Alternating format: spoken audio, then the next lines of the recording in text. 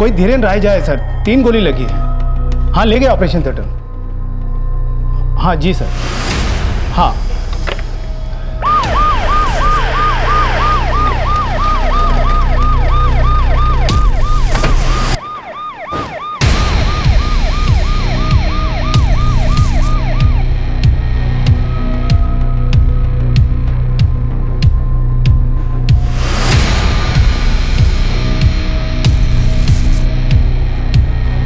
Sir, ये धीरेन्द्र राय की पत्नी है, छाया राय। मिसेस सहेजा, आपको कुछ आइडिया है कि आपके हस्बैंड पर गोलियां किसने चलाई होंगी? सर मुझे कुछ नहीं पता, मैं तो अब तक उनसे मिल भी नहीं पाई हूँ, अंदर है वो। इन्होंने ही फोन किया था मुझे कि गोली लगी है, हॉस्पिटल जा रहा हूँ। हॉस्पिटल क्यों जा रहे हो तुम? आपका कहने का मतलब है कि गोलियां लगने के बावजूद आपके हस्बैंड खुद ड्राइव करके यहाँ तक आए? सर इसके अलावा तो मुझे कुछ भी नहीं पता। सिस्टर, पेशेंट कैसे? अभी कुछ कहना मुश्किल है, एक गोली तो हमने निकाल दी है। एक्सक्यूज मी, मुझे ब्लड लेने जाना है।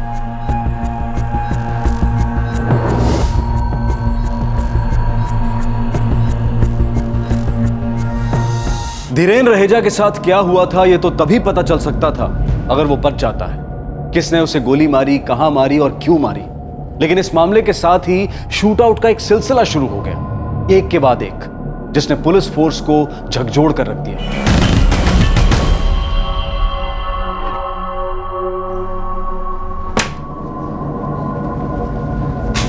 डॉक्टर साहब कैसे हो? उनकी हालत अभी स्टेबल है, हमने सारी गोलियां निकाल दी हैं। क्या मैं उनसे मिल सकती हूँ सर? हमें भी उनसे कुछ बात करनी है। देखिए, आधे घंटे के बाद हम उन्हें आईसीयू में शिफ्ट कर देंगे, उसके बाद आप लोग मिल सकते हैं। Excuse me.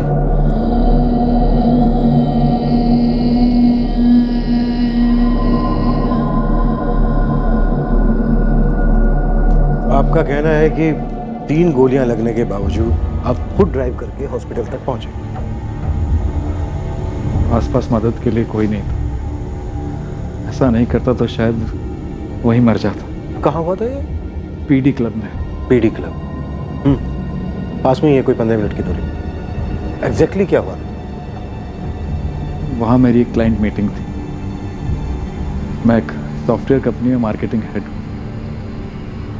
मैंने करीब 9:30 बजे के आसपास अपनी मीटिंग फिनिश की और फिर पार्किंग में अपनी गाड़ी की तरफ जाने लगा था।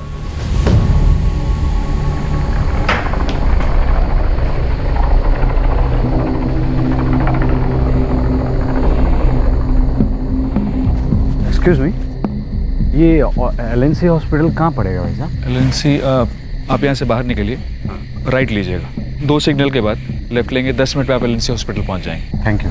ओके।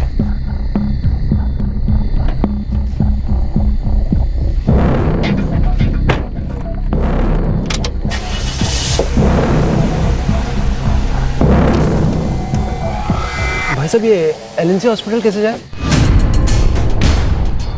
यहाँ से बाहर निकलिएगा, राइट लीजिएगा, फिर 2 सिग्नल के बाद लेफ्ट ले लीजिएगा, 10 मिनट में आप एलएनसी पहुँच जाएंगे।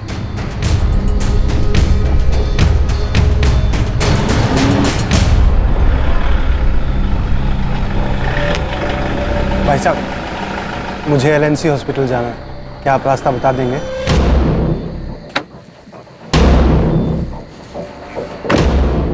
क्यों भाई, सबको एलएनसी हॉस्पिटल ही जाना है क्या? सबको नहीं, सिर्फ तुम्हें जाना।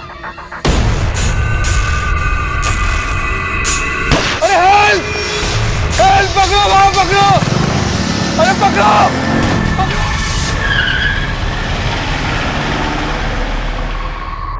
और फिर खुद ही गाड़ी चलाकर यहाँ तक पहुंचा। रास्ते से ही वाइफ को फोन किया। कौन थे वो चालक? कुछ पता नहीं कौन था। पहले तो मुझे लगा कि वो वाकई में पता पूछ रहे हैं, लेकिन जब तीनों ने एक ही सवाल पूछा तो मुझे कुछ गड़बड़ लगी। सब एलएनसी हॉस्पिटल का ही पता क्यों पूछ रहे हैं? मिस्टर रहेजा, इससे पहले कभी आपको कोई धमकी मिली थी? कोई एक्सटॉर्शन थ्रेट? नहीं सर, मैं एक ऑर्डिनरी वर्किंग मैन हूँ, किसी से कोई दुश्मनी नहीं। कहाँ से आए थे, क्यों आए थे, कौन थे, कुछ पता नहीं है सर। आप उनका हुलिया बयान कर सकते हैं, हमें स्केचेस बनवाने हैं। मैं ज़्यादा कुछ बयान नहीं कर पाऊंगा। जरा सा देखा था और फिर गोली लग गई। इतना ज़रूर बता सकता हूँ कि सबकी उम्र 25 से 30 के सही होगी। एक्सक्यूज मी, पेशेंट को भी आराम की ज़रूरत है, आप लोग प्लीज़ बाहर जाइए।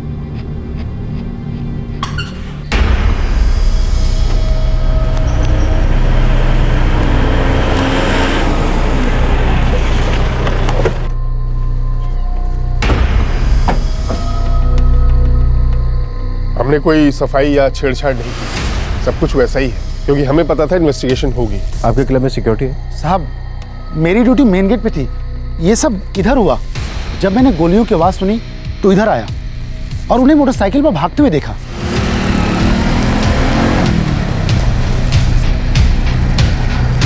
हालांकि वो चारों मेरे सामने से निकले, पर मैं उन्हें ठीक से देख नहीं पाया। मोटरसाइकिल बिल्कुल मेरे सामने से निकल गई। जब वो क्लब में अंदर आए होंगे तब तो देखा होगा उन्हें? नहीं साहब, मैंने उन्हें आते हुए नहीं देखा। आपके यहाँ सर्विलेंस कैमरा लगे? अंदर इंस्टॉल हो गए हैं, लेकिन बाहर अभी बाकी है।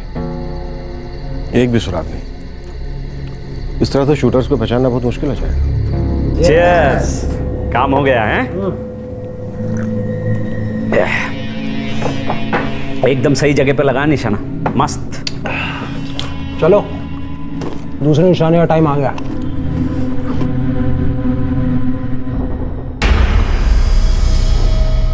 मंथन Agarwal, I am the HR manager. देखिए सर, मैं गारंटी से कह सकता हूँ धीरेन रहेजा से कंपनी में किसी की भी कोई दुश्मनी या आपसी अनबन नहीं है। उन्हें ना कोई थ्रेट थी, ना ही फ्रौती के लिए कॉल आया। कोई तो वजह होगी ना कि उन्हें टारगेट बनाया गया। कभी कंपनी में किसी से झगड़ा हुआ हो? हमारी एक बहुत रिप्यूटेड कंपनी है सर। हमारे हर एम्प्लॉय को एक अच्छे खासे बैकग्राउंड चेक के बाद रखा जाता है। धीरेन एक बहुत अच्छी पोस्ट में है, सब लोग उनकी बहुत इज्जत करते हैं। कंपनी में किसी से कोई भी दुश्मनी का ऐसा सवाल ही पैदा नहीं होता कि उन पर जानलेवा हमला किया जा सके। जान जाते जाते बची है उनकी। आई नो सर, बट मेरी समझ से बाहर है ये। क्यों चार आदमी बिना किसी वजह, बिना किसी मकसद के किसी आदमी पर 3 गोलियां डालते? सर, मैं इन्फॉर्मर्स को एक्टिव करता हूँ, हो सकता है किसी गैंग का हाथ। लेकिन क्यों हमला किया? क्यों? सवाल ये। हाँ बेटा हाँ, तुम्हारी माँ ठीक है। अरे वो सो रही है, तुम चिंता मत करो और अपनी पढ़ाई पे ध्यान दो। मैं हूं ना यहाँ पे। हाँ हाँ, मैं रिसेप्शन पे सो जाऊंगा। अरे हाँ बेटा हाँ, मैंने डिनर ले लिया है, ठीक है? ओके। चल चल चल, कोई आए उससे पहले भागना होगा। वेट, चल चल चल चल। पापा क्या हुआ? आप बोलो कुछ। अब क्या हुआ, कुछ बोलो तो सही। हेलो सर, फिर से फायरिंग हुई है। कहाँ? LNC हॉस्पिटल के बाहर एक 55 साल के नागेश यादव को गोली मारी गई।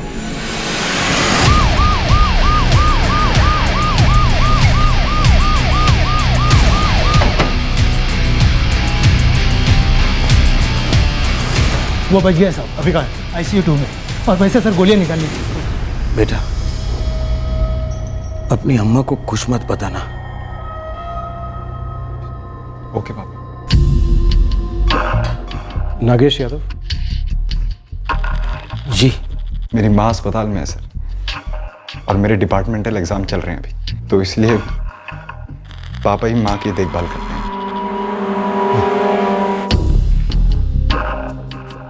आप पर गोलियां किसने चलाई? मालूम नहीं सर, मैं अपने बेटे से फोन पे बात कर रहा था, अपनी कार के पास पहुंचा ही था कि अचानक किसी ने फायरिंग शुरू कर दी। मैं नीचे गिर पड़ा, मैं उन लोगों को देख नहीं पाया सर। ये जो फायरिंग आपके ऊपर की गई, ये हॉस्पिटल के मेन गेट के अंदर से की गई या फिर बाहर से? पता नहीं सर, मैंने सिर्फ बाइक्स की आवाज सुनी।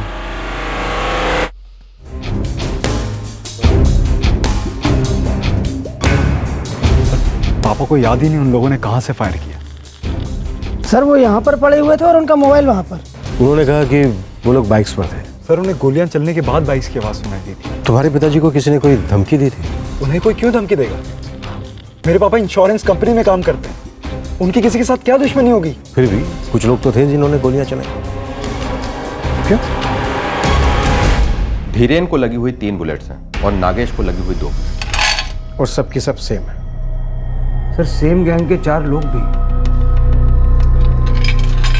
धीरेन से उन्होंने LNC हॉस्पिटल का रास्ता पूछा और नागेश को LNC हॉस्पिटल के ठीक सामने गोली मार दी। इनके बीच कोई कनेक्शन तो नहीं? कनेक्शन? आप कहना क्या चाह रहे हैं? इन दोनों शूटआउट्स के बीच एलएनसी हॉस्पिटल कॉमन। पहले शूट किया गया, फिर उनको हॉस्पिटल लेकर आए। जाहिर सी बात है कि किसी भी घायल को हॉस्पिटल ही लेकर आया जाता है, और एलएनसी इस एरिया का सबसे फेमस हॉस्पिटल है, इसलिए उनको यहां लेकर आए।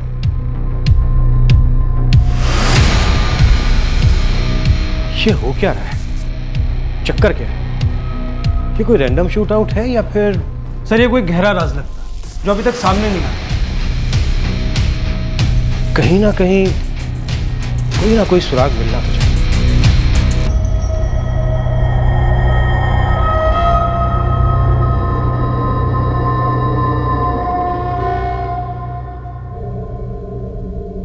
क्यों मुस्कुरा रहा है? हैं? क्यों मुस्कुरा रहा है? Sorry sir. हाँ, सॉरी बोलना अच्छी बात है। चल फुट यहां से, फुट। आइंदा अपनी शक्ल मत दिखाना मुझे। चल। जी जी साहब, सलाम।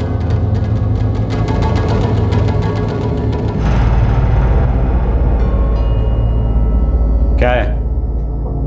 क्या कर रहे हो? खुद से ही बातें कर रहे हो?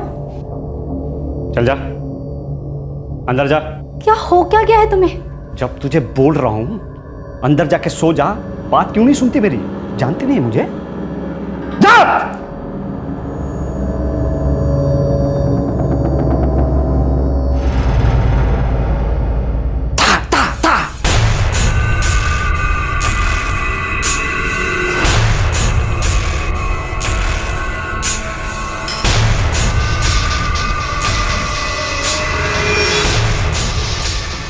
साला दहशत मचा के रखी है।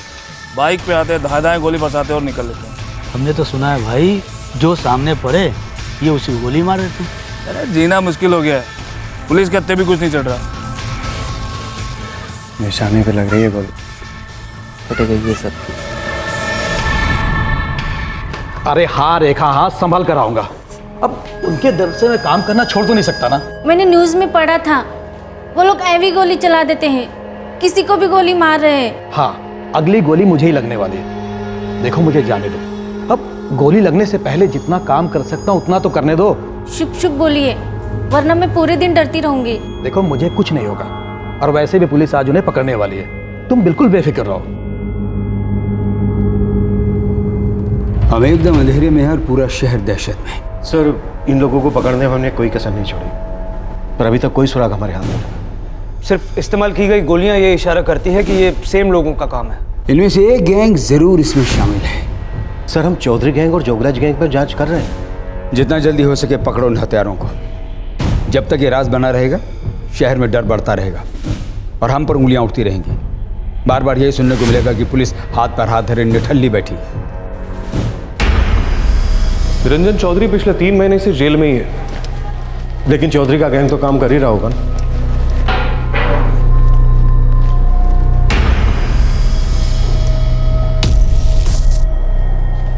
चौधरी, एक सच बताना, ये जो शूट आउट्स हो रहे हैं ये तेरे गैंग के करतूत? साहब जी, ना कोई धमकी ना फिरौती, ढेला भी नहीं। हमारा गैंग ऐसे फालतू काम ना करता।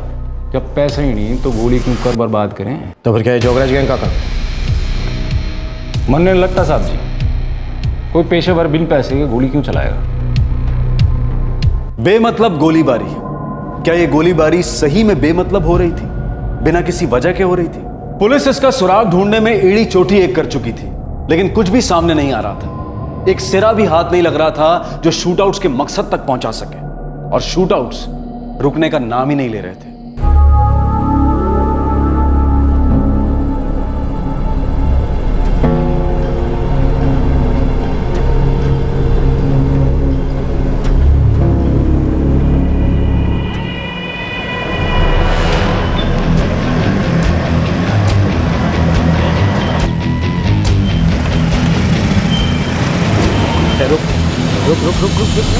रुक ना।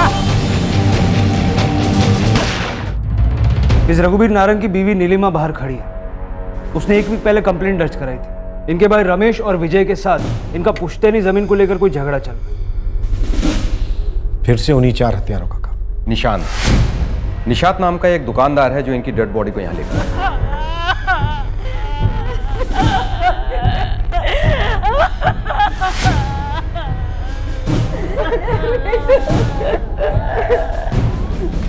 मैंने तो हफ्तों पहले कहा था कि मेरे देवर इनकी जान लेना चाहते हैं, लेकिन आप लोगों ने कुछ नहीं किया। मैं गया था सर, और मैंने विजय और रमेश को वार्न भी किया था कि रघुवीर जी से दूर रहें। फिर भी तो उन्होंने इनकी जान ले ली। मैंने ठीक से देखा नहीं सर, वो लोग मोटरसाइकिल पर थे। 2 मोटरसाइकिल? जी साहब।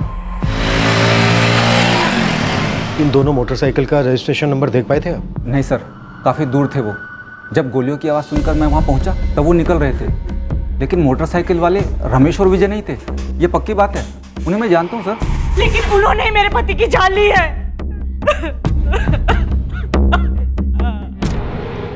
विक्रम, इन दोनों भाइयों को हिरासत में लो। इनसे हमें जरूर कोई ना कोई लीड मिलेगा। साहब हमने क्या किया साहब? बड़ा साहब, हमारे भाई के मर्डर से हमारा कोई लेना देना नहीं है साहब। हम मानते हैं साहब कि पिताजी की ज़मीन को लेकर हमारे बीच झगड़ा चल रहा था, लेकिन इसके लिए हम उनकी जान कभी नहीं लेंगे साहब। क्यों? दूध का धुले हुए हो तुम दोनों? आप ज़मीन के हिस्से की बात थी।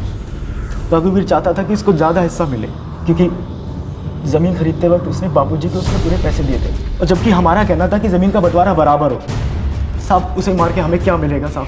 हाँ सर, रघुवीर भाई के न रहने से ज़मीन तो उनके बेटे के हिस्से जाएगी। लड़ाई तो वहीं की वहीं रही ना साहब। इसीलिए तो तुम दोनों ने उन्हें मारने का प्लान बनाया। पहले बाप को मारा और अब बेटे को मारने वाले थे। नहीं सर। बोलो, किसको दी थी तुमने सुपारी? बोलो। साहब, हम खेत मजदूर है साहब, हम किसी को सुपारी देके मारने वाला काम नहीं कर सकते साहब। साहब, 2 रोटी कमाकर किसी तरीके से पेट पालते हैं, अब ऐसे में पैसे देकर अपने भाई को मरवाने के बारे में सोच भी नहीं सकते साहब। तोड़ो इन दोनों को, जब तक ये पता नहीं दें कि किसको इन्होंने सुपारी दी। सर, आपको लगता है ये भाड़े के हत्यारों का काम है? हो सकता है धीरेन और नागेश को मरवाने के लिए भी किसी ने पैसे दिए। कोई तो वजह है जिसे धीरेन और नागेश समझ नहीं पा रहे, कोई लीड नहीं दे पा रहे। कोई फ्रोती नहीं, कोई धमकी नहीं, कुछ नहीं। कोई तो है जिसने इन चारों को पैसे दिए हैं इस काम के लिए। सर, हमें धीरेन और नागेश से एक बार और बात करनी चाहिए।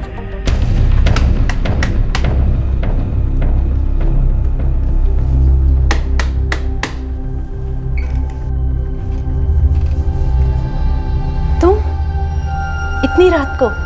पता चला तेरे बाबूजी पटना गए, इसलिए मैं आ गया। तुम भी क्या है ना? अब क्या सब दरवाजे पे पूछेगी? चल ना अंदर, चल चल। बलराज, मुझे ये सब अच्छा नहीं लग रहा। तुमने पी रखी है? पर मुझे तो अच्छा लगता है ना विनीता। तुम ऐसे यहाँ कभी मत आया करो बलराज। क्या क्या बोली तू? क्या बोल रही है मेरी जान? थाने में शिकायत करेगी? मैं आऊंगा, जा करना शिकायत, जा करना। विनीता, तू ना मुझे बहुत अच्छी लगती है। मैं आपसे पहले भी कह चुका हूं कि मेरा किसी से कोई झगड़ा नहीं है। मुझ पर गोलियां कोई क्यों चलाएगा? इम्पॉसिबल। मेरी तो किसी से दुश्मनी भी नहीं। मिस्टर रहेजा, 3 लोग आपके पास आते हैं और तीनों ही आपसे एलएनसी हॉस्पिटल का रास्ता पूछते हैं। फिर उसमें से एक आपसे कहता है कि आपको एलएनसी हॉस्पिटल जाना है।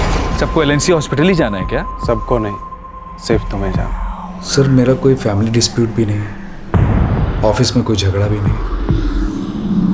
मेरी समझ में नहीं आ रहा कि कोई मुझ पर गोलियां क्यों चलाएगा।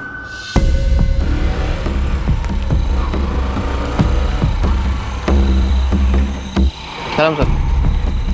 साहब, जितना हो सकता था सब खोल डाला। इसमें ना चौधरी गैंग का हाथ है ना जोगराज गैंग का। कोई और गैंग हो सकता है जिसका अभी हमें पता ना हो? साहब, ऐसा होता तो 2 सेकंड में बात फैल जाती। वैसे अजीब बात है कि बेवजह लोगों को गोली मारी जा रही है। कौन हो सकता है? साहब, सारे के सारे पंटर को हिरासत में ले लीजिए आप। अगर शूट आउट रुक गया तो समझिए उनमें से कोई है।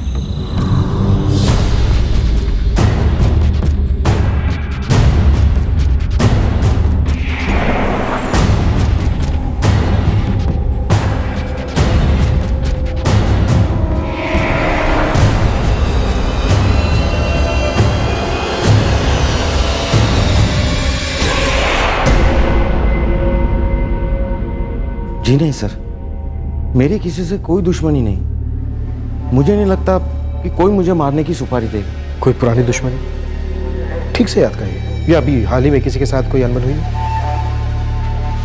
नहीं सर।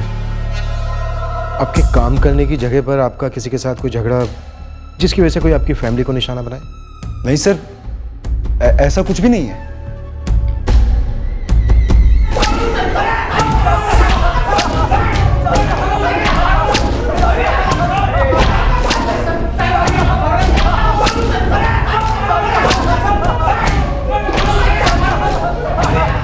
साहब बेबी बच्चों की कसम साहब ने कुछ नहीं किया साहब। हम सच कहते साहब, हमने किसी को सुपारी नहीं दिया साहब। एक बार फिर से सोच लो, अगर झूठ बोला ना तो इधर ही नरक के दर्शन करा दूंगा। साहब हम सच कह रहे हैं साहब, आप हमारी बात करें साहब। सर, हर हिस्ट्री शीटर से, हर मर्डर की कोशिश करने वाले से, गोली बेचने वाले तक से पूछताछ कर, किसी को भी ये अंदाजा नहीं है कि शूटर कौन हो सकता। तो फिर ये है कौन?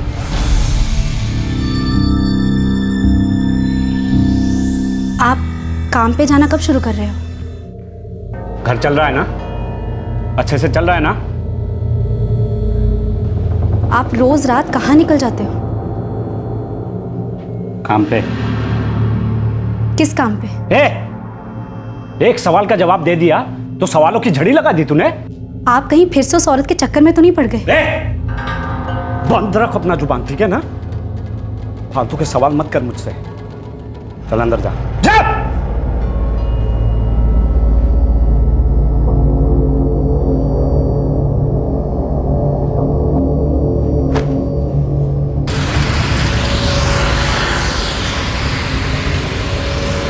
साला चैन से घर में चाय भी पीने को नहीं मिलता है। लगता है भाभी जी को पता चल गया, अब भी तेरा वहाँ पे लफड़ा चालू है। अरे नहीं बे, अगर भाभी जी को पता चल जाता ना तो बलराज को घर पे ही गोली मार देती। पता चले तो चले, क्या फर्क पड़ता है?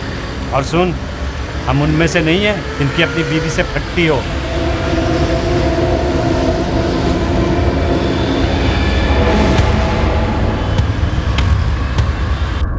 रुको, गाड़ी पीछे लो।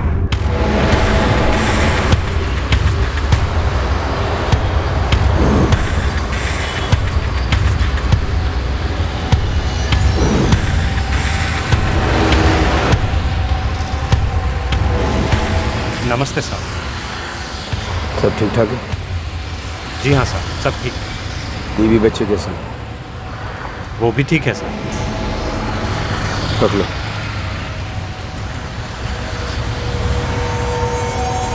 सलाम सर। चलो।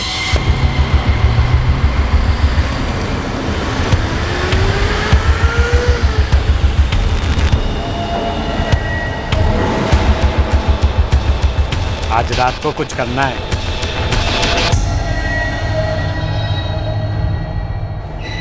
सर हमने हर तरफ से जांच की है, लेकिन इन तीनों शूटआउट्स के बीच कोई कनेक्शन नजर नहीं आ रहा। बस एक है, तीनों के तीनों विक्टिम्स को एलएनसी हॉस्पिटल ले जाया गया था।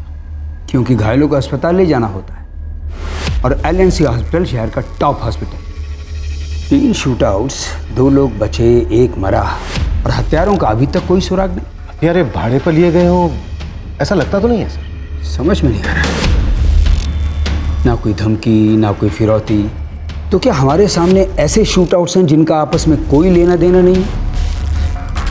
ये क्या किसी साइकोपैथ या दिमागी तौर पर बीमार आदमी का काम है? सर मैं कई लोगों से बातचीत कर रहा हूँ, कुछ पुराने साइकोपैथ केसेस भी देख रहा हूँ, शायद कोई कड़ी मिल जाए। जल्दी करो, हमें ये केस जल्दी सुलझाना है।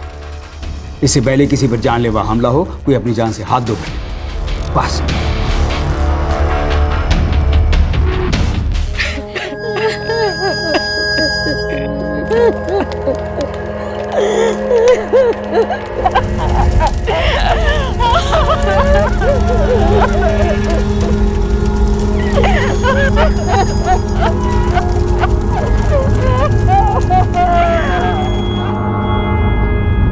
गुलशन बोल रहा है 1.25 लाख रुपए। तुमने हिसाब लगाया था ना, 2.25 लाख रुपए बन रहा था। हाँ विक्रम, मैंने हिसाब लगाया था। मैंने वहाँ 1.5 साल काम किया है। अगर सारे इंसेंटिव जोड़ो तो 2.25 लाख ही बनता है। तो ठीक है ना, उसे 2.25 लाख ही देने होंगे।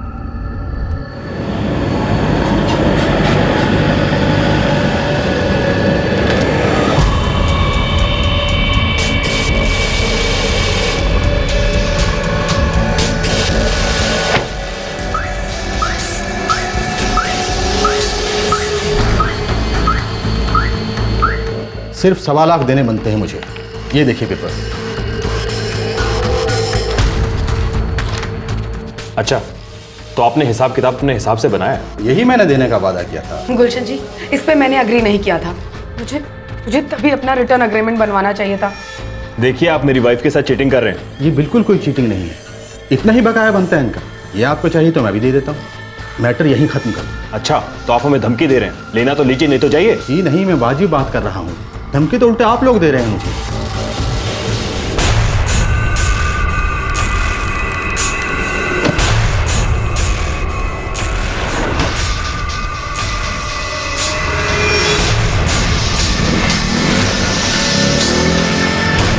साहब, फैक्ट्री के बाहर गोली चली है।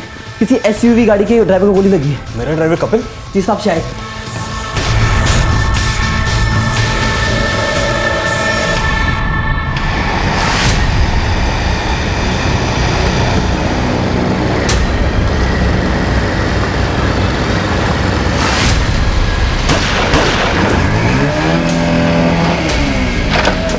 सर, 2 और शूट आउट्स हुए, एक फैक्ट्री के बाहर और एक बाईपास रोड।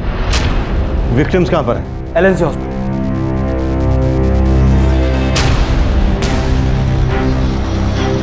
जी, मैंने उन लोगों को नहीं देखा, लेकिन शायद वो 2 लोग थे। क्या वो बाइक पे भागे थे? पता नहीं, मैंने उन्हें भागते हुए नहीं देखा। जब उन्होंने मुझे गोली मारी तो मैं बाइक पे था, मैं उन्हें देख नहीं पाया। लेकिन आपने बताया कि 2 लोग थे। हाँ साहब, जब उन्होंने मेरा बैग खींचा तो मेरी उनसे इज्जत नहीं हुई थी। उन्होंने मुझे लात मारी और बैग लेकर भाग गए। बैग में क्या था? 12 लाख रुपए थे साहब। गजेंद्र जी को देने जा रहा था। मेरे सेठ पवन जी के पैसे हमेशा मैं ही देने जाता हूँ। इतने सारे पैसे तुम अकेले लेकर जा रहे थे, इस बात की और किस किस को खबर थी? गजेंद्र जी और पवन जी के अलावा और कोई नहीं। सर, ये उसी गुलशन मिश्रा का काम लगता है। सर, हम तो उससे अपना बकाया लेने गए थे, जो कि 2.25 लाख बनता है। उसने कहा कि सिर्फ 1.25 लाख है। सर, मेरी वाइफ सोनिया उसके यहाँ मार्केटिंग का जॉब करती थी। जॉब इसने छोड़ दी थी सर। सर, इसका इंसेंटिव इकट्ठा हुआ था जो इतने दिन काम करके बना था। ठीक है, लेकिन इसके लिए वो आपके ड्राइवर कपिल को क्यों मारेगा? सर, उसने मारना हमें ही चाहा होगा, लेकिन हम अंदर थे। सर, ये शूटर को पता नहीं होगा और गलती से उसने हमारे ड्राइवर को गोली मार दी। सर, पवन भाई और हमारा तो सालों का लेन देन है। जी साहब, गजेंद्र भाई और मेरे अलावा किसी को खबर नहीं थी कि पैसा आज रात डिलीवर होना है। लेकिन आज रात आपके डिलीवरी मैन को गोली मारी गई। हम ऐसा नहीं करवाएं। 12 लाख के वास्ते इतने सालों का व्यवहार खराब नहीं करेंगे। आपका ये डिलीवरी मैन रवि, कहीं ये तो कोई चाल नहीं चल रहा? हो सकता है यही डबल गेम खेल रहा हो। पहले लूट का नाटक करके अब विक्टिम का नाटक कर रहा हो। नहीं साहब, नहीं। वो मेरे वहां 10 साल से काम कर रहा है। वो मेरे लड़के जैसा है। वो ऐसा नहीं करेगा साहब। साहब, गोली लगी है उसको, वो मरते मरते बचा है। वो क्यों अपनी जान के साथ ऐसा तमाशा करेगा? सर, मैं इसलिए अस्पताल नहीं गया क्योंकि मुझे अंदाजा था ये विक्रम और सोनिया जरूर मुझ पर उंगली उठाएंगे। तो क्या आप शामिल हैं इसमें? मैं फैक्ट्री चलाता हूँ, नामी बिजनेस है मेरा, शहर में इज्जत है मेरी। 50,000 के लिए क्यों मैं अपनी साख में बट्टा लगाऊंगा सर? बिल्कुल, आप क्यों अपनी इज्जत पर बट्टा लगाओगे? इसलिए तो आपने किराए के हथियारों को पैसा देकर उनसे अपना काम करवा लिया। सर, मैं ऐसा कभी नहीं करूंगा सर, भगवान कसम सर। सच कहूँ तो ये विक्रमजीत जरूर ऐसा कर सकता है। वो खुद अपने ड्राइवर को मरवा सकता है सर। मतलब? सर, मैंने सुना है कि उसकी वाइफ का ड्राइवर के साथ अफेयर चल रहा था। उसे मेरी फैक्ट्री के आगे मरवा के विक्रम ने चाल चली होगी। हमारे झगड़े की आड़ में अपने खुन्नस निकाल दी और नाम मेरे मत्थे कर दिया। ये क्या बकवास है सर? मेरी वाइफ का और ड्राइवर का अफेयर? सर, ये ड्राइवर मेरे पास 6 साल से काम करा था। सर, ऐसा कुछ भी नहीं था। सर, अगर वो ऐसा सोचता भी ना तो मैं उसे जान से मार देता। तो तुमने उसे खुद नहीं मारा, लेकिन मरवा दिया? नहीं सर, वो मेरे पीठ पीछे ऐसा करने की हिम्मत भी नहीं करेगा सर। ये उस घटिया गुलशन की सोच है सर। सर वो खुद को बचाने के लिए ऐसी बेहुदा कहानियां बना रहा है। 5 शूटआउट्स, धीरेन्द्र रहेजा, नागेश यादव, कपिल कुमार और रवि गुप्ता बच गए। लेकिन इन शूटआउट्स का मकसद क्या था? इस गोलीबारी की गूंज में पूरा शहर भयभीत था और पुलिस अब भी लड़खड़ा रही थी क्योंकि उनके हाथ एक भी सुराग नहीं लगा था। सिर्फ रवि गुप्ता के मामले को छोड़कर बाकी किसी भी शूटआउट्स में ना तो कहीं पैसा शामिल है और ना ही कोई दुश्मन। लेकिन ऐसा कैसे हो सकता है कि कोई मकसद ना हो? सर, मुकेश सर ने किसी साइकोपैथ की पॉसिबिलिटी की तरफ इशारा किया था। सर मैं कई लोगों से बातचीत कर रहा हूँ, कुछ पुराने साइकोपैथ केसेस भी देख रहा हूँ, शायद कोई कड़ी मिल जाए। कहीं ये कुछ वैसा ही मामला तो नहीं है? ये सब की सब शूटिंग है, किलिंग नहीं है। सब में गोलियां तो चली लेकिन सिवाय एक हादसे के किसी में कोई मौत नहीं हुई। ये सब के सब बुलेट्स एक टाइप के लोगों की तरफ इशारा कर रही हैं। मिस्टर मुकेश, सारे के सारे एलिमेंट्स चेक करो, क्या कॉमन है? हमें तो इन तमाम विक्टिम्स के बीच में कोई कॉमन लिंक नजर नहीं आ रहा। हो सकता है कि उस साइकोपाथ के लिए कुछ ऐसा हो जो कि कॉमन। आपका मतलब है कि हमें कुछ ऐसा कॉमन दिखाई नहीं दे रहा है जो शायद उस साइकोपैथ को दिखाई दे रहा है? हाँ, एक कॉमन एलिमेंट।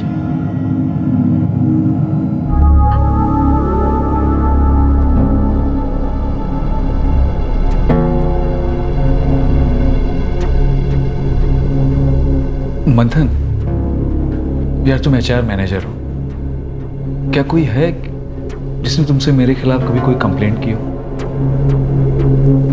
नहीं धीरेन, कभी किसी ने कोई कंप्लेंट नहीं की।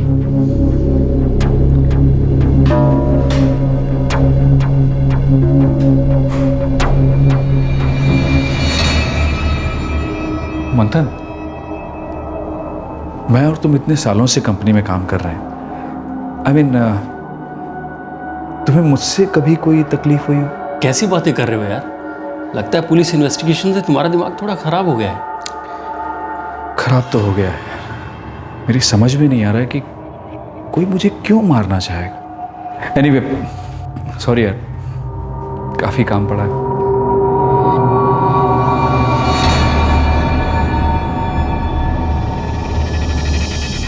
सर, अभी तो हमें यकीन होता जा रहा है कि ये जरूर किसी साइकोपैथ का काम।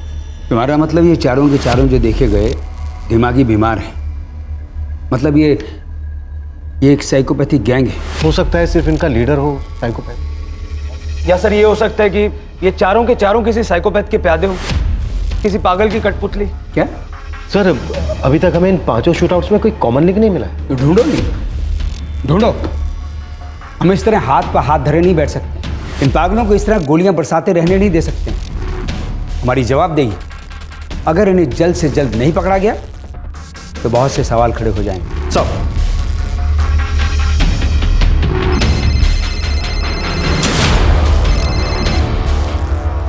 हेलो, नमस्ते साहब, मैं बलराज बोल रहा हूँ। हाँ बोलो बलराज। साहब, कब तक ऐसे घर में बैठा रहूँगा?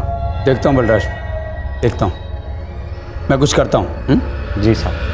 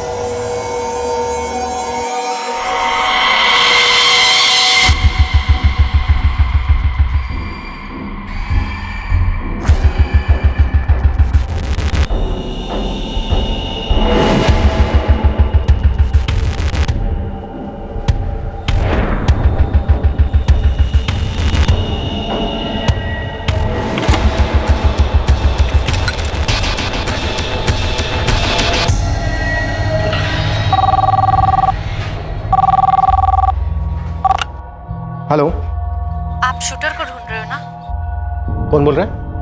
आप शूटर को ढूंढ रहे हो हाँ, लेकिन आप कौन बोल रही हैं? वो आप में से ही कोई एक है। हम में से कोई एक? जी हाँ, आप में से ही कोई एक, आप ही के जैसा। हाँ, लेकिन आप... हेलो?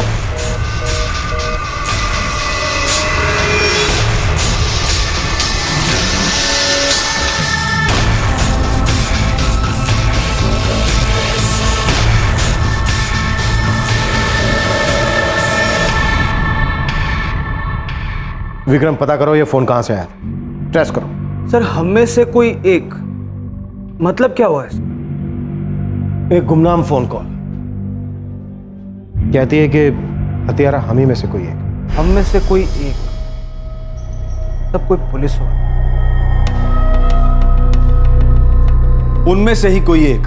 क्या इन शूटआउट्स में किसी पुलिस वाले का हाथ था? और अगर था तो क्यों? मेरे साथ बदतमीजी करने की कोई हिम्मत भी नहीं कर सकता है, समझे? क्या? हम में से कोई एक? इसका मतलब क्या है कि कोई पुलिस वाला इसमें शामिल है? सारा तो इसी तरफ है सर, लेकिन सर ये भी हो सकता है कि हमें भटकाने की कोई चाल हो, किसी को ये लग गया हो कि अब हम उस तक पहुंचने ही वाले हैं। जो भी हो, मामले की तह तक जाओ। तो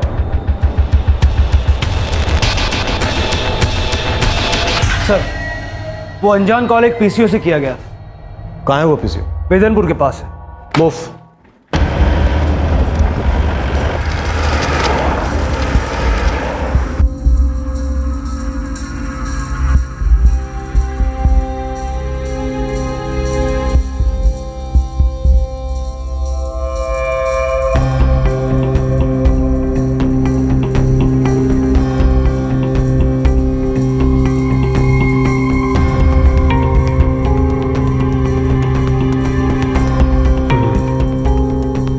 एक कनेक्शन तो है।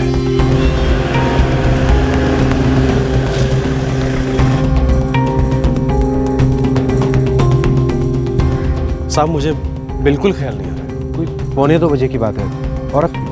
नहीं साहब, मुझे तो बिल्कुल भी ख्याल नहीं आ रहा है कि कौन आया था, किसने फ़ोन किया था। मुझे कुछ भी याद आता है तो मैं आपको फ़ोन करके खबर करूँगा। इतना खुले में तुम्हारा पीसीओ है, ऐसा हो ही नहीं सकता कि तुम्हें पता ना हुआ औरत कौन थी। साहब, अगर मुझे कुछ पता होता तो मैं आपसे क्यों छिपाता?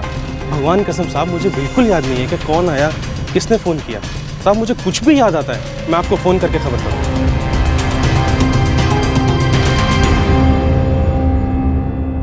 इतने अच्छे लड़के देखे थे तेरे लिए, लेकिन न जाने क्यों तू इसी के चक्कर में पड़ गई। मुझे नहीं पता था कि बात यहाँ तक बढ़ जाएगी। वो मुझे छोड़ ही नहीं रहा। और पुलिस के पास भी नहीं जा सकते, वो फिर से अपनी पहुंच का इस्तेमाल करेगा। तो तुम्हारा कहना है कि तुम्हें एक कनेक्शन मिल गया है, लेकिन हमें एक अनजान कॉल आया था जिसमें बोला था कि हम में से ही कोई एक इसमें शामिल है। हम में से कोई मतलब? कोई पुलिस वाला? इसका तो ये मतलब हुआ ना, मतलब इन शूटआउट्स के पीछे कोई पुलिस वाला है। सर, एसपी साहब ने ऑफिस बुलाया है। मुकेश सर को कोई कनेक्शन मिला है शूटआउट्स का। उम्मीद करता हूं इस बार सुराग पुख्ता होगा।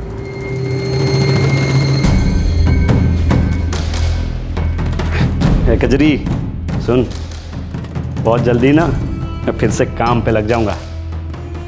फिर देखना, किसी की हिम्मत नहीं होगी मुझे बेइज्जत करने की।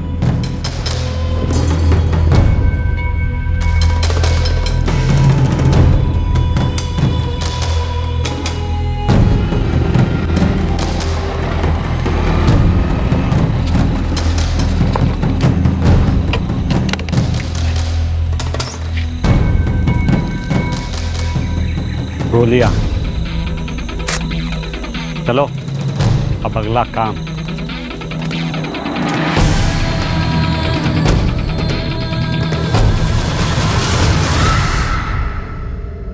धीरेन, नागेश, रघुबीर, कपिल और रवि, टोटल 5 शूटआउट्स। जख्मी हुए लेकिन बच गए। और इस केस में सर अब तक ना कोई धमकी मिली है और ना ही किसी फिरौती की मांग की गई। जैसा कि मैंने कहा था, ये किसी रेगुलर गैंग का काम नहीं लगता। लेकिन रवि गुप्ता के मामले में तो लूट भी हुई थी। वो एक्सेप्शन था। रवि और रघुबीर पैसे वाले नहीं थे, लेकिन बाकी सब लोग अमीर थे। लेकिन सर, कपिल कुमार भी तो एक ड्राइवर है। जी, लेकिन अमीर लोगों का, विक्रमजीत और सोनिया का। इसमें कनेक्शन क्या है? सर, धीरेन, जब उस पर हमला हुआ तो वो अपनी कार में था, एसयूवी। नागेश पर जब गोलियां चली तो वो अपनी कार के नजदीक था, वो भी थी एसयूवी। कपिल जो कि एक ड्राइवर है, उसके मालिकों के पास भी जो कार है वो भी है एसयूवी। अमीर लोग, लग्जरी कार्स। आपका इशारा किस तरह? कोई ऐसा आदमी है जो अपनी खुन्नस निकाल रहा है इन अमीर लोगों पे। लेकिन सर एसयूवी सिर्फ 3 शूटआउट्स में थी, ये तो कॉमन कनेक्शन नहीं हुआ। हाँ, और बाकी के तो रघुवीर और रवि इस कनेक्शन में कहीं फिट नहीं होते। शूटर्स ने जानबूझकर इन्वेस्टिगेशन को भटकाने की कोशिश की है। तुम्हारे कहने का मतलब है कि किसी के दिमाग में ये बात घर कर गई है कि उसके साथ गलत हुआ है। वो अमीर लोगों पर, और ख़ास तौर पर उन अमीर लोगों पर जिनके पास लग्जरी कार है, अपना गुस्सा उतार रहा है। जी। मतलब ये किसी दिमागी तौर पर बीमार आदमी का काम है। सर, सोचने वाली बात यह है कि क्या कोई डिस्टर्ब माइंड प्लान करके इन्वेस्टिगेशन को भटकाने के काबिल हो सकता है? हो सकता है। और वो जो फोन पर इशारा किया गया था कि हम में से ही एक है, मतलब कोई पुलिस वाला। मतलब कोई पुलिस वाला है जो अपना गुस्सा निकाल रहा है किसी चीज पर। हो सकता है, क्योंकि चौधरी और जोगराज गैंग में से किसी का भी इसमें हाथ नहीं है। मतलब इस हिसाब से कोई भी इनके निशाने पर हो सकता है बिना वजह। न जाने कितने लोगों के पास इस शहर में एसयूवी। इसी वजह से हम धीरेन्द्र रहेजा, नागेश यादव वगैरह के मामले में किसी मकसद को नहीं पहुंच पाए। ना कोई धमकी, ना किसी के साथ कोई दुश्मनी। रैंडम शूटआउट्स जिनका आपस में कोई लेना देना नहीं। जी सर, कोई पुलिस वाला है जिसे लगता है कि उसके साथ कुछ गलत हुआ है। अब हमें इसी दिशा में, इसी सुराग में अपनी जांच को आगे बढ़ाना होगा। और इससे पहले कि वो अगला हमला करे, हमें उसे तुरंत पकड़ना होगा।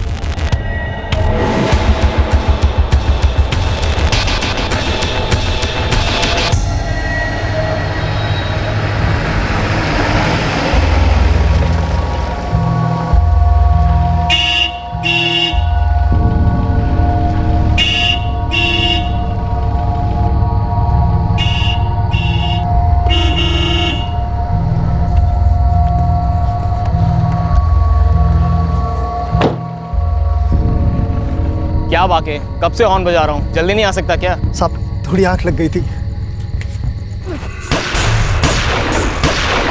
चल चल चल चल चल चल चल चल निकाल।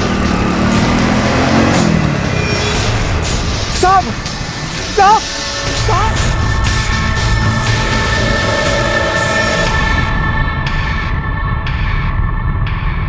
इससे पहले कि वो अगला हमला करें, हमें उन्हें पकड़ना होगा। विक्रम, सारे पुलिस थानों में खबर कर दो। किसी भी पुलिस वाले का एसयूवी कार से जुड़ा दूर दूर तक कोई भी मामला हो, मुझे यहां टेबल पर चाहिए।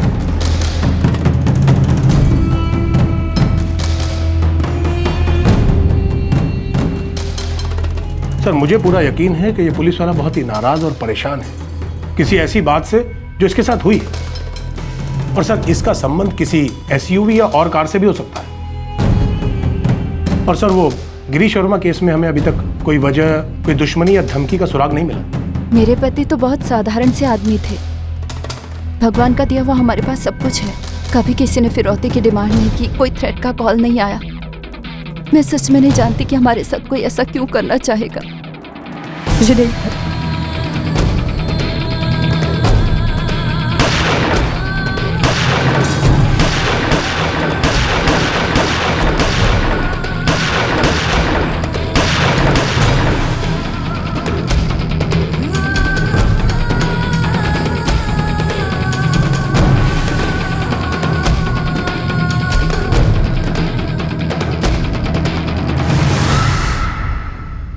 सर 19 शूटआउट्स हो चुके हैं। धीरेन्द्र रहेजा से ये सिलसिला शुरू हुआ था और अभी तक हमारे पास कोई सुराग नहीं है कि इसके पीछे है कौन। गैंग्स के इन्वॉल्व होने की सारी पॉसिबिलिटीज चेक कर चुका हूं। हाँ, सिर्फ जोगराज अभी भी पहुंच से बाहर है। जोगराज गैंग इसमें शामिल भले ही ना हो, लेकिन उसको इसकी कोई ना कोई खबर जरूर हो। सर जी, हमारे गैंग का काम ना है, यो मैं पहले कह चुका हूँ आपसे। और ना ही मेरे गैंग के किसी बंदे को इस बात की कोई खबर है। चौधरी जोगराज कहाँ है इस वक्त? हमारा दुश्मन है जी वो। साफ सी बात है, मन्ने नहीं पता होगा उसका, और ना ही मेरे बंदे को उसका कोई अता पता है। और अगर होता तो मुझे बड़ी खुशी होती वो आपको बताते हुए। इतनी अंधाधुंध गोलीबारी के बावजूद भी पुलिस अब तक किसी मुजरिम तक नहीं पहुंच पाई थी। बलराज और उसका गैंग खुलेआम घूम रहा था और पुलिस की जांच के दायरे से अब भी वो बाहर था। अब पुलिस के सामने एक और जानकारी आई। क्या इस बार मिली जानकारी सही थी, किसी काम की थी? साहब एक खबर है। क्या खबर? वो शूट आउट जिसमें लूट हुई थी। हाँ, रवि गुप्ता जो 12 लाख रुपए डिलीवर करने जा रहा था। साहब वो काम मुन्ना सिंह और बिरजू सिंह ने किया था। जोगराज गैंग वाले मुन्ना और बिरजू? हाँ। कहाँ छुपे वो अभी? साहब वेदनपुर के पास एक लॉज में।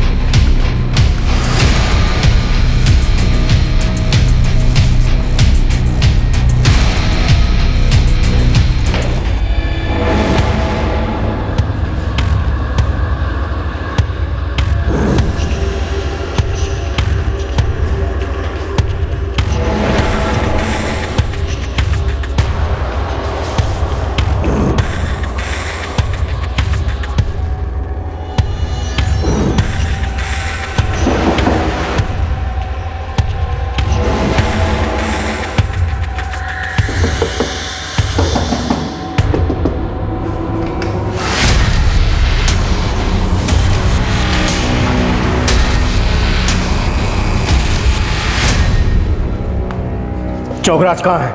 इतने शूट आउट्स करके कहाँ छिपा बैठा है वो? हमने लूट जरूर की है, लेकिन हमें पता नहीं ये गोलीबारी कौन कर रहा है। अब तक गोलीबारी की 19 वारदातें हो चुकी हैं। जोगराज करवा रहा है। हाँ साहब, आप जो 5 की बात कर रहे हैं वो एसयूवी वाली, उससे हमारा कोई लेना देना नहीं है साहब। और रघुबीर नारंग, वो गांव वाला जो मारा गया? नहीं साहब, वो हमने नहीं किया साहब। तो फिर कौन है इन शूट आउट्स के पीछे? हमें नहीं पता साहब। जोगराज कहाँ है? जोगराज वो कहाँ है वो? ये बोल। क्यों जंगल के एक उजाड़ घर में छुपा बैठा है। हाँ साहब, पिछली बार जब बात हुई थी तो वहीं पे था साहब।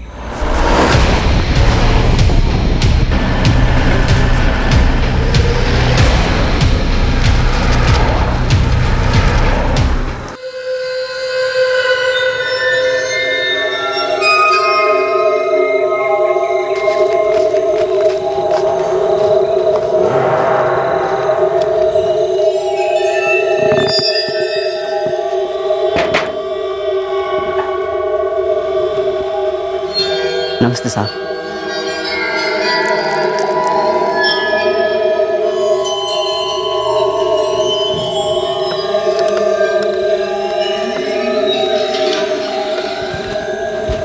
साहब वो अंदर ही है। ठीक है, तू निकल। विक्रम, तुम 2 लोगों को लेकर उधर से चलो। सब तुम दोनों मेरे साथ।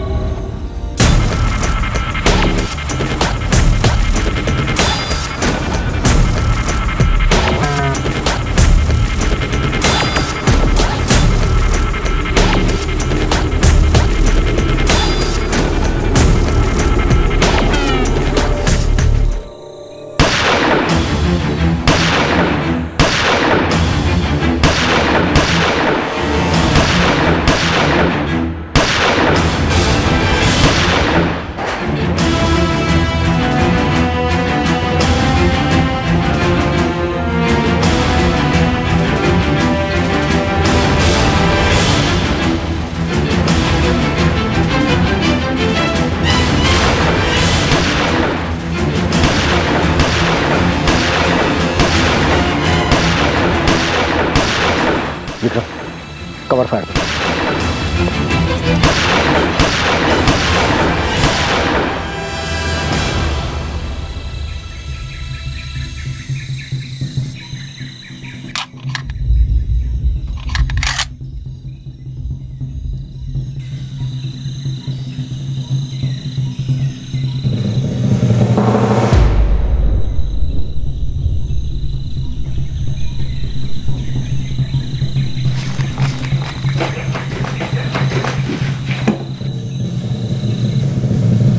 पांचों शूटआउट्स सलाम गैंग ने किए। इससे पहले कभी सुना नहीं इस गैंग के बारे में। विक्रम, सारे हिस्ट्री शीटर्स को राउंड अप करो, कोई ना कोई जरूर जानता होगा इस गैंग के बारे में। लो पढ़ लो। मुन्ना और बिरजू लॉकअप में है। चौधरी और उसका पूरा गैंग भी लगभग अंदर है। अब हमें टक्कर देने वाला कोई नहीं है। नहीं साहब, मैंने कभी किसी सलाम गैंग के बारे में नहीं सुना। सलाम गैंग अपने इलाके के सारे हिस्ट्री शीटर्स को पकड़ लो, कोई ना कोई जरूर जानता होगा इस गैंग के बारे में। आगे से कान खुला रखूंगा साहब, लेकिन अभी तक कभी सुना नहीं इस गैंग के बारे में। जोगराज को उस गैंग के बारे में कैसे पता चला? बाकी किसी और को तो कुछ नहीं पता था। सर, उसने हम पर गोलियां चलानी शुरू कर दी। बचाव में हमने भी उस पर गोली चलाई जो उसे लग गई। मुझे उसी वक्त लग गया था कि इसकी जान कभी भी जा सकती है, इसलिए मैं बार बार उससे पूछता रहा कि इन शूटआउट्स के पीछे कौन है। बस सर वो इतना ही बोला कि सलाम गैंग। अजीब बात है। अच्छा, वो पुलिस वाले के शामिल होने की जो बात थी उसके बारे में कुछ पता चला?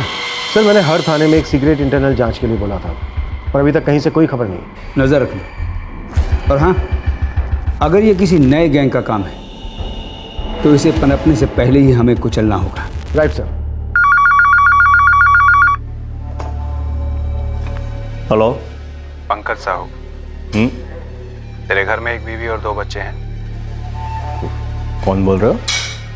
एक बीवी और 2 बच्चे हैं घर में।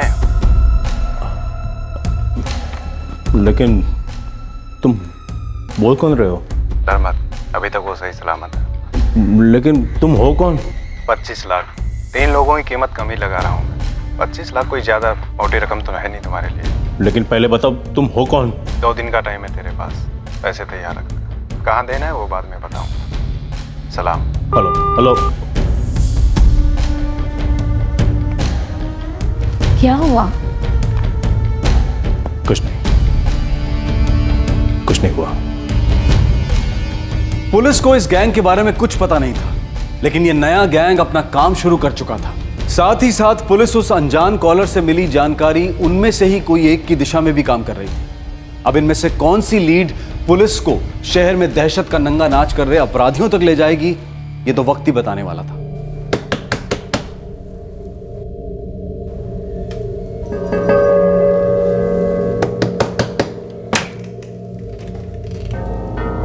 पता चला तेरा बाप फिर से बाहर गया है। मुझे तुम्हारे साथ कोई रिश्ता नहीं रखना बलराज।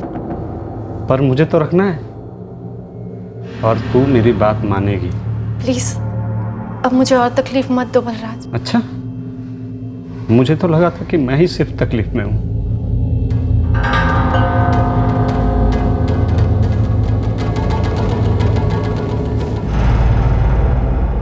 क्या गलती थी मेरी? गलती क्या थी मेरी? हर कोई मुझसे छोटा है, समझ रही है ना तू? हर कोई मुझसे छोटा है।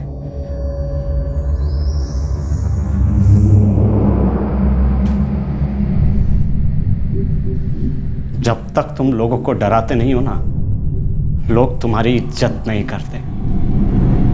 सब लोगों ने मेरी बेइज्जती की थी, सब लोगों ने मुझे नीचा दिखाया था, सबने। तुम पागल हो गए हो बलराज, दिमाग घूम गया है तुम्हारा। अरे पैदा होते वक्त सब बराबर होते हैं, कोई किसी के ऊपर नहीं होता। दिमाग खराब हो गया है तुम्हारा। तू भी उन लोगों जैसी बात कर रही है? नीचा दिखाएगी मुझे, बेइज्जत करेगी मुझे।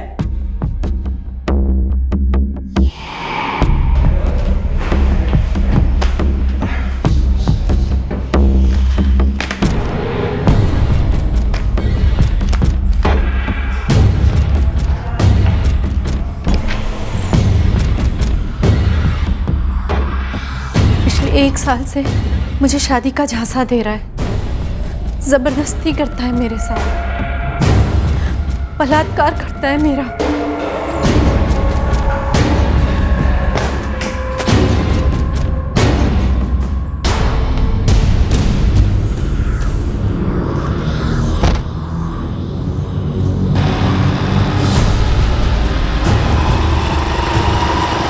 सर, एक केस मेरे ध्यान में आया है। लगता है इससे हमें शूट आउट्स का कोई सुराग मिल जाए।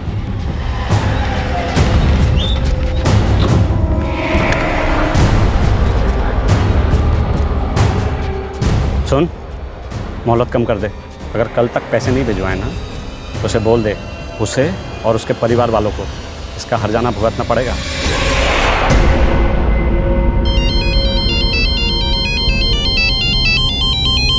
हाँ किशन बोल। साहब एक बंदा है पंकज साहू, उसे फिरौती की धमकी मिली है। कौन है वो? वो किसी प्राइवेट कंपनी में अच्छी पोस्ट पे है। किसने दी है धमकी? सलाम गैंग। पंकज साहू, तेरे घर में एक बीवी और 2 बच्चे हैं, 25 लाख। 3 लोगों की कीमत कम ही लगा रहा हूँ। 25 लाख कोई ज़्यादा मोटी रकम तो है नहीं तुम्हारे लिए। 2 दिन का वक्त दे रहा हूँ, पैसे तैयार रखना। कहाँ देना है वो बाद में बताऊँगा। सलाम। वो वहाँ उस टेबल पर बैठा हुआ था। कौन था वो? ये पता नहीं, पहली बार देखा था। उसने अपनी बात सलाम कह के ख़त्म की। साहब किसने कॉल किया ये तो पता नहीं, लेकिन पंकज साहू कहाँ रहता है ये मालूम है। कहाँ रहता है? एड्रेस बोल।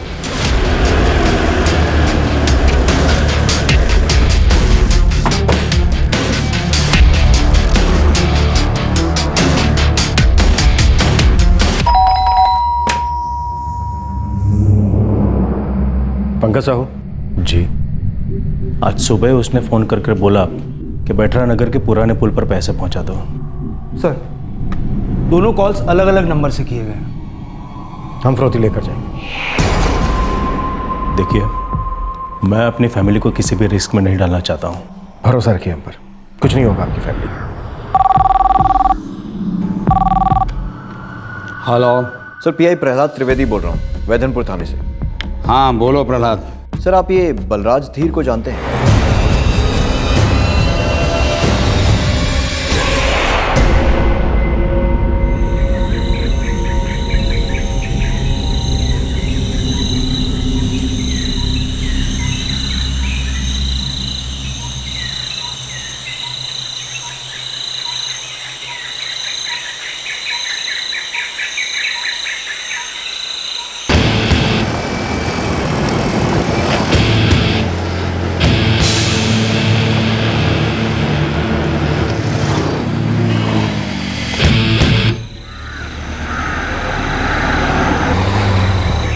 सब लोग अपनी पोजीशन पर, कभी भी आ सकते हैं वो। Okay sir.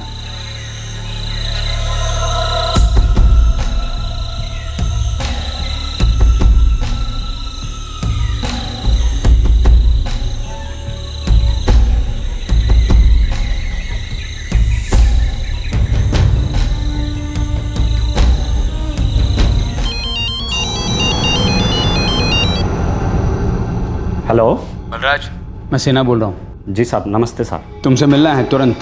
कहाँ साहब? मेरे ऑफिस में। आपके ऑफिस में? हाँ। क्या बात है साहब? तुम आओ तो सही, फिर बताता हूँ।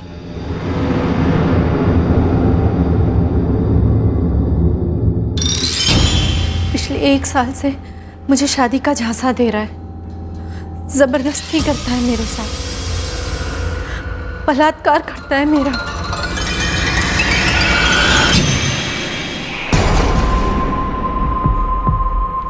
बलराज, विनीता ने इल्जाम लगाया है कि तुमने इसका शारीरिक शोषण किया। क्या गलत बोल रही है साहब? ये साहब मैं सच बोल रही हूँ। जब भी मेरे पिताजी बाहर जाते हैं, ये घर में घुस आता है, जबरदस्ती करता है मेरे साथ। गलत इल्जाम लगा रही है साहब। मुझे ब्लैकमेल करना चाहती है एक पुलिस वाले को। सर ये अन्याय है। पहले तो पूरा डिपार्टमेंट मेरे खिलाफ हो गया, मुझे नौकरी से बर्खास्त कर दिया, अब मेरा वारंट भी निकाल दिया। देखो बलराज, पूरा डिपार्टमेंट तुम्हारी उल्टी सीधी हरकतें जानता है। दारू पीकर ड्यूटी पर आते हो तुम। हर साल तुम्हारी रिपोर्ट में तुम्हारे लिए खराब रिमार्क ही लिखे मिलते हैं। सर सब मिले हुए हैं, हर कोई मेरी मिट्टी पलीत करना चाहता है। साहब मुझे बेइज्जत करना चाहते हैं क्योंकि मैं उनसे ऊंची जात का हूं और नीची पोस्ट में हूं, इसलिए हर कोई मुझे बेइज्जत करता है। नीचे ऐसा कुछ नहीं है, ये सब तुम्हारी गलत फहमी है बलराज।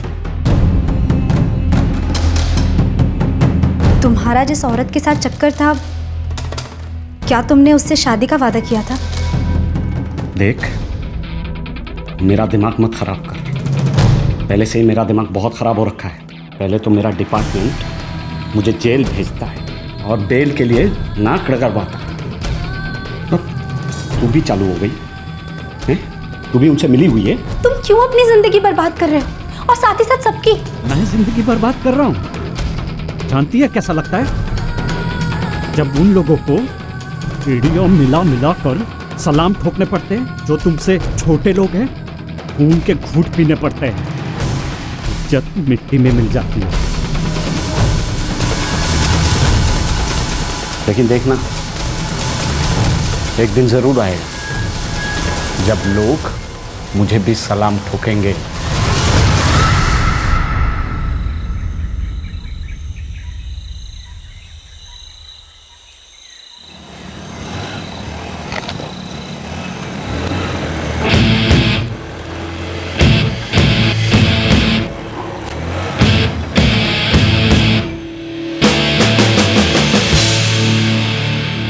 आ गए वो लोग, ब्लॉक करो उन्हें।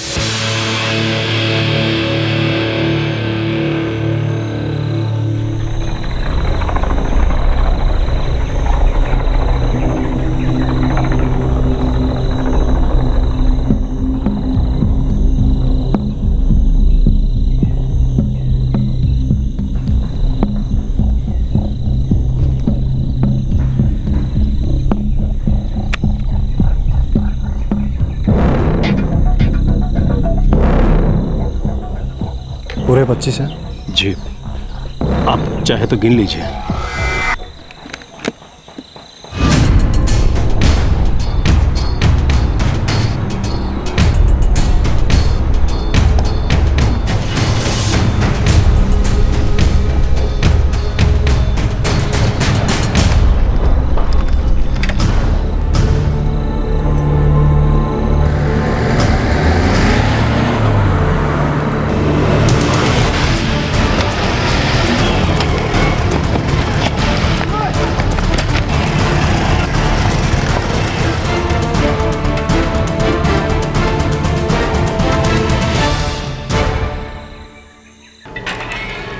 सर मैं अंदर आ सकता हूँ सर? कम इन। बलराज, वो विनीता ने तुम्हारे खिलाफ जो कंप्लेंट लिखाई थी वो वापस ले ली थी। किया क्या था तुमने? उसे डराया धमकाया था? नहीं सर, वो कंप्लेंट थी झूठी। नहीं सर, मुझ पर कोई दबाव नहीं है। विनीता, तुमने खुद कंप्लेंट दर्ज कराई थी और अब खुद उसे वापस ले रही हो। बलराज तुम्हें धमका रहा है? नहीं सर, बिल्कुल नहीं। बलराज, ये जो सारे शूट आउट्स हो रहे हैं तुम कर रहे हो, सही कहा ना मैंने?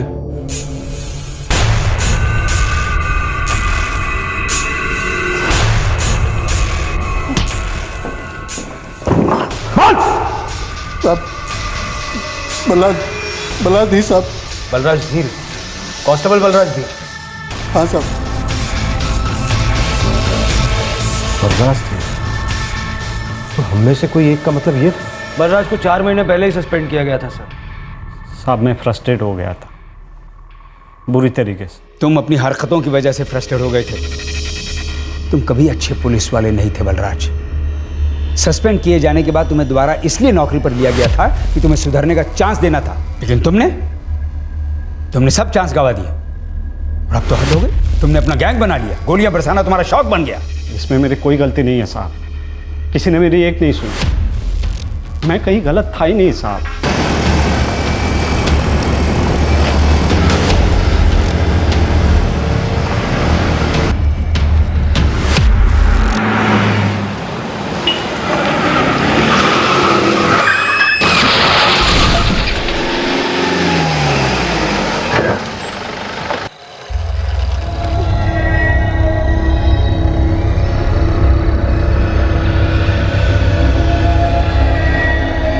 क्या बे साले, ध्यान से गाड़ी नहीं चला सकता है? भाई साहब मैं धीरे मोड़ रहा था, आप ही बीच में आ गए। अच्छा, बे ध्यान से गाड़ी चला रहा था। जानता है मैं कौन हूँ?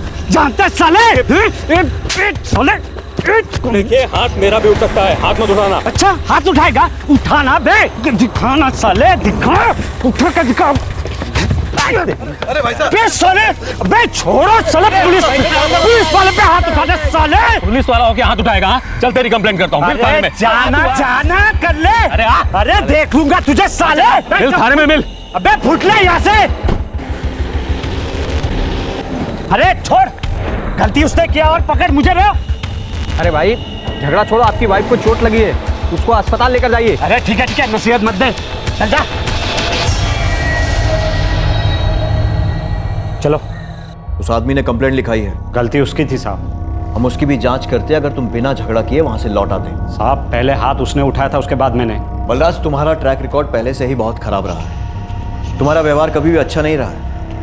सड़क पर मौजूद हर गवाह का कहना है कि पहले मारपीट तुमने शुरू की थी। झूठ है साहब, वो बड़ा आदमी है ना, उसके पास बड़ी गाड़ी है तो वो सही है, मैं गलत।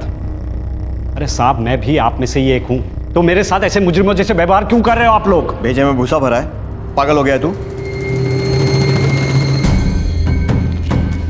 सस्पेंशन लेटर, अगले नोटिस तक तुम्हें सस्पेंड किया जाता है।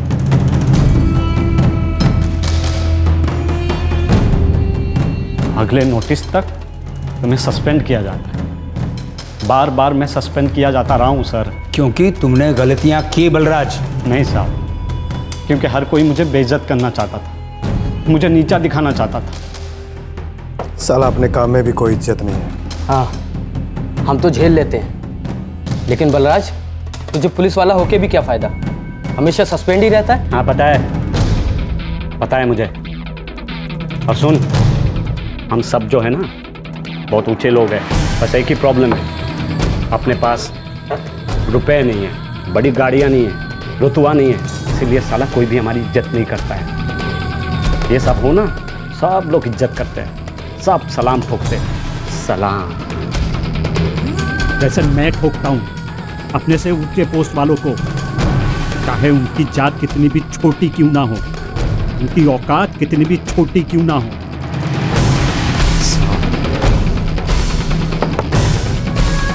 बदलेगा भाई, ये सब बदलेगा। देखना एक दिन आएगा जब सब लोग हमारी इज्जत करेंगे, सलाम ठोकेंगे हमें। और हम बस यही चाहते हैं ना कि सब हमारी इज्जत करें, तो क्या गलत है इसमें? ऐसा कौन नहीं चाहेगा? ऐसा होने के लिए लोगों के अंदर डर पैदा करना पड़ेगा। साला इज्जत से सलाम नहीं करते ना, तो डर के सलाम ठोकेंगे। तो कहते हैं ना, भय बिन प्रीत न होए गोसाई। बलराज, कोई भी कभी भी किसी अपराधी की इज्जत नहीं करता है। बेवकूफ हो तुम, दिमाग खराब हो गया तुम्हारा।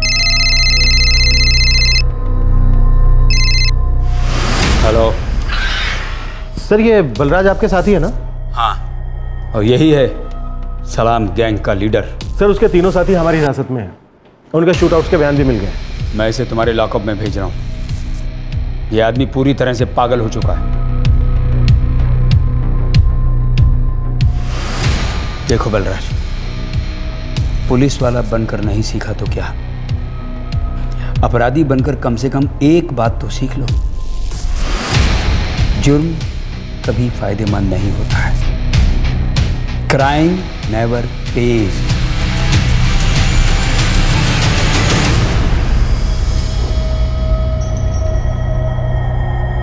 ये सब किस लिए किया तुमने? इज्जत पाने के लिए? क्या सोचा था कि ये सब करके इज्जत मिलेगी? लोगों को डरा धमका के उनसे पैसे हटने लगे, गोलियां बरसाने लगे। हम दोनों की जिंदगी बर्बाद कर दी तुमने।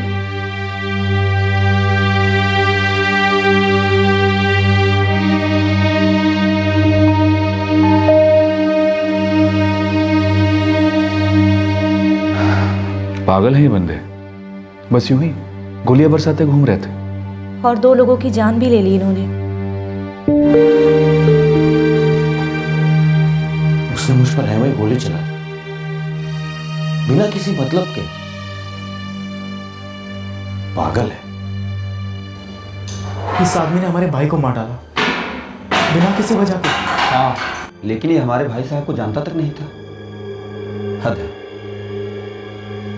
चलो।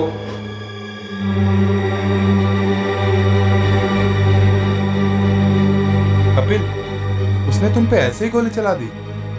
बिना मतलब? हाँ, बाल बाल बच गया मैं। उस पागल आदमी ने 2 लोगों की जान ले ली।